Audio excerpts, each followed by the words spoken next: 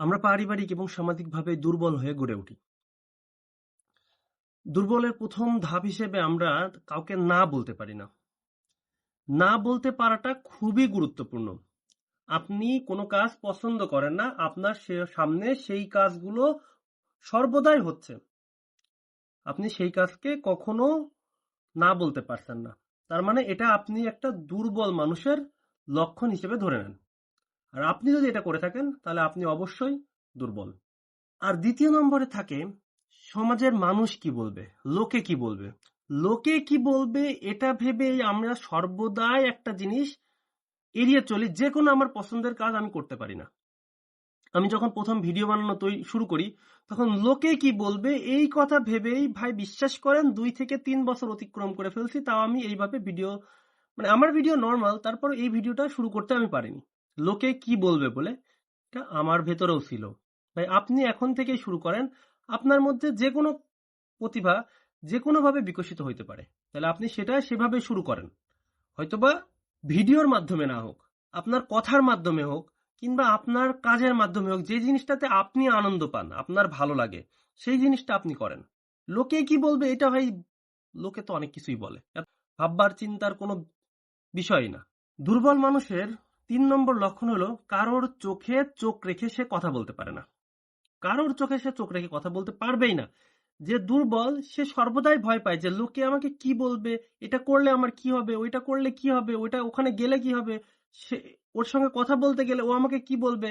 এই সকল চিন্তা করে সে এত পরিমাণের ভয় পায় যে কারোর চোখে চোখ রেখে যে সামনাসামনি দাঁড়ায় কথা বলবে, নিজের বুকে বল নিয়ে যে কথা বলার একটা ভাবনাটা থাকবে, সেই কথাটা কেউ বলতে পারে না।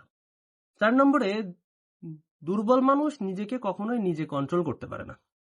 নিজেকে কন্ট্রোল কিভাবে করতে হয়, নিজের কথা কখন বলা উচিত, নিজের কথা কখন বলা উচিত না, কাকে কথাগুলো শোনানো উচিত, কাকে কথাগুলো শোনানো উচিত না, এই সকল কিছুই দুর্বল মানুষ কখনোই কন্ট্রোল করতে পারে না।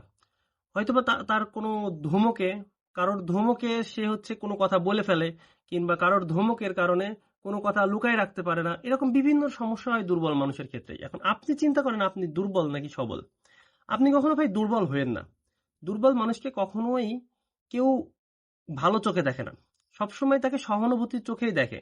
আর সহানুভূতি নিয়ে বেঁচে থাকা জীবনের সব থেকে একটা বোকামো কাজ। আপনি সহানুভূতি নিয়ে বেঁচে থাকবেন কেন? আপনাকে তো আল্লাহ আর 5টা মানুষের মতন হাত পা চোখ নাক মুখ সবকিছুই দিয়েছে, তাহলে কেন আপনি আরেকজনের সহানুভূতি নিয়ে বেঁচে থাকবেন? দরকার নাই তো, আপনি নিজের মতন করে বাঁচেন। আর দুর্বল মানুষের 5ম বিষয়টা হচ্ছে সে মানুষকে খুব সহজে বিশ্বাস করে ফেলে। খুব সহজে মানুষকে বিশ্বাস করা সব থেকে একটা বোকামোর কাজ। এই যুগে, বর্তমান যুগের মানুষ কেউ কাউকে বিশ্বাস করে না। বিশ্বাস করা ঠিকও না। কারণ আপনি চোখ বন্ধ করে কাউকে যদি বিশ্বাস করেন, ভাই বিশ্বাস করেন আপনাকে কিভাবে বাঁশ দিয়ে চলে যাবে আপনি নিজেও বুঝতে পারবেন না। আপনাকে কখন বাঁশ দেবে আপনি সেটাই বুঝতে পারবেন না। আপনার তো বাঁশ চলে গেছে, তখন যখন চলে যে ব্যথা পাবেন তখন বুঝতে পারবেন যে বাঁশ কোন দিক দিয়ে গেছে। ওই জন্যই বলতেছি ভাই, কাউকে কখনো মনের গহীন থেকে বিশ্বাস করবেন না। বিশ্বাস করলেও তাকে সন্দেহানের মাধ্যমে বিশ্বাস করেন।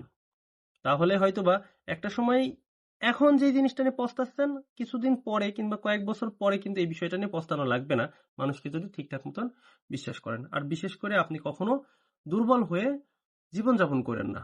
দুর্বল মানুষকে কেউ ভালোবাসে না, মনে রাখবেন। সকলেই তাকে সহানুভূতি দেখায়। ধন্যবাদ।